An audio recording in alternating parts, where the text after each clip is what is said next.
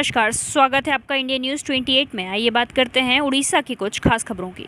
जिंदगी फाउंडेशन बना गरीबों का मसीहा। 143 बच्चों ने लिया सरकारी मेडिकल कॉलेजों में दाखिला। रघुनाथ को मिला ऑल इंडिया रैंक में तीसरा स्थान। खबर ओडिशा के भुवनेश्वर से है, जहां जिंदगी फाउंडेशन द्वारा रोटरी भवन में एक प्रेस कॉन्फ्रेंस आयोजित किया गया।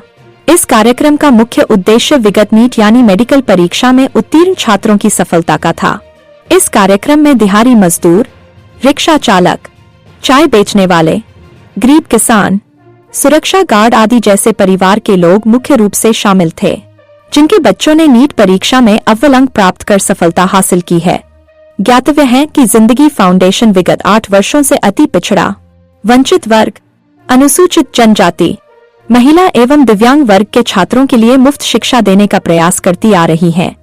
जिंदगी फाउंडेशन के करीब 143 बच्चों ने नीट परीक्षा में सफलता प्राप्त कर सरकारी मेडिकल कॉलेजों में दाखिला ले चुके हैं, जिनकी सालाना आय 1.50 लाख से भी कम है। उन्हें मुफ्त शिक्षा के साथ साथ मुफ्त किताबें, खाना आदि जैसे आवश्यक चीजें उपलब्ध कराती आ रही है।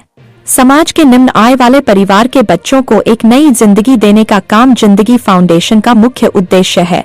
संस्थापक एवं शिक्षाविद अजय बहादुर सिंह ने बताया कि वर्ष 2025 में हमारे फाउंडेशन के 20 बच्चों ने नीट परीक्षा में सफलता हासिल की है, जिसमें पुरी जिले के निवासी एक मजदूर का बेटा रघुनाथ वेहरा ऑल इंडिया रैंक में तीसरा स्थान प्राप्त किया है।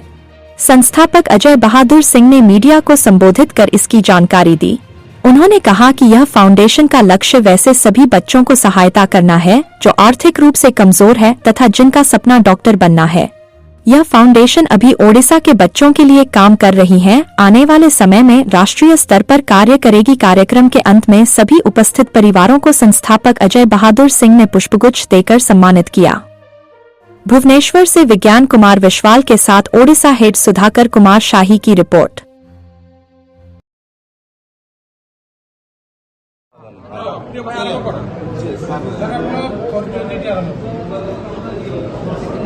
मैं अजय बहादुर सिंह, फाउंडर जिंदगी फाउंडेशन।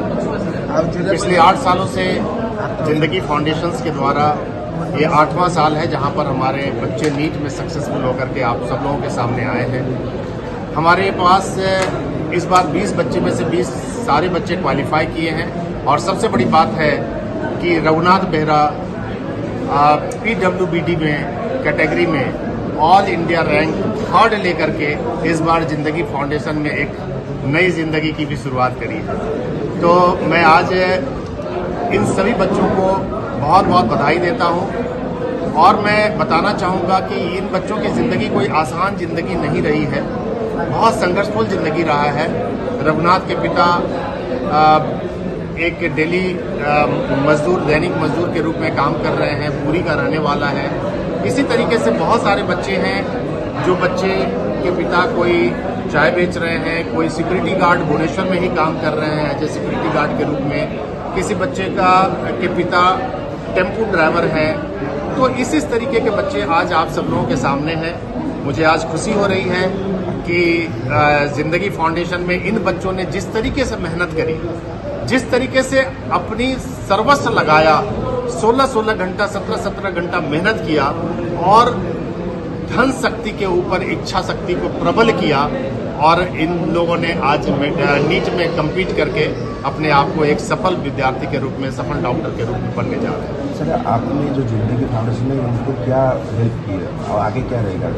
मेरे जिंदगी फाउंडेशन की तरफ से हम गरीब से गरीब बच्चों को ढूंढते हैं जिसका साल का इनकम उसके परिवार का 1.5 लाख रुपया से कम होना चाहिए और जिंदगी फाउंडेशन उन बच्चों को अपने यहाँ सेलेक्ट करता है, उसको रहने का, खाने पीने का, पढ़ाई लिखाई का, किताब कॉपी की सारी सुविधाएं उसको उपलब्ध कराता है और नीट की कोचिंग कराता है ताकि वो नीट में सक्सेस होकर के सफल डॉक्टर बन पाए। जिंदगी फाउंडेशन ये कोई फिक्स नहीं है। हमारे क्राइटेरिया के अनुसार से जितने भी बच्चे मिले, चाहे लड़के मिले या लड़कियां मिले, हम उसको लेते हैं।